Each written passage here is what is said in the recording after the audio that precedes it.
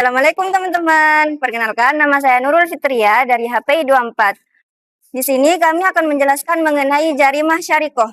Mau tahu kan kalian? Yuk simak penjelasannya. Assalamualaikum warahmatullahi wabarakatuh. Pada kesempatan ini, kami akan membahas salah satu jarimah dalam hukum pidana Islam, yaitu jarimah syarikoh atau pencurian. Pembahasan ini meliputi pengertian jarimah syarikoh, dasar hukumnya, syarat-syaratnya, rukun, serta sanksi yang ditetapkan dalam Islam. Secara bahasa, syarikoh berarti mengambil harta secara sembunyi-sembunyi. Sedangkan secara istilah fikih, jarimah syarikoh adalah perbuatan mengambil harta milik orang lain secara diam-diam, tanpa izin pemiliknya, dari tempat penyimpanan yang aman, dengan tujuan memiliki harta tersebut secara melawan hukum syariat. Dasar hukum jarimah syarikoh terdapat dalam Al-Quran Surah Al-Ma'idah ayat 38. Dalam ayat tersebut, Allah memerintahkan pemotongan tangan bagi laki-laki dan perempuan yang mencuri sebagai bentuk hukuman dan pelajaran dengan syarat-syarat tertentu. Agar suatu perbuatan disebut jarimah syarikoh harus terpenuhi rukunnya.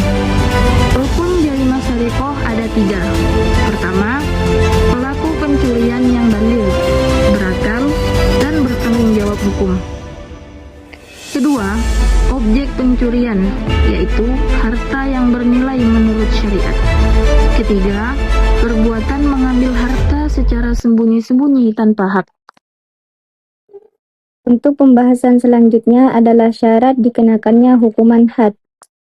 Tidak semua pencurian langsung dikenakan hukuman potong tangan, tetapi ada beberapa syarat penting yang harus terpenuhi agar hukuman potong tangan bisa diberlakukan, yaitu antara lain, yang pertama adalah harta yang dicuri mencapai nisab, dan yang kedua, harta diambil dari tempat penyimpanan yang aman. Yang ketiga, pencurian dilakukan secara sengaja, bukan karena terpaksa. Dan yang keempat, tidak ada unsur syubhat seperti harta milik bersama. Dan yang terakhir adalah perbuatan dilakukan secara sembunyi-sembunyi, bukan terang-terangan. Hikmah dan tujuan hukum.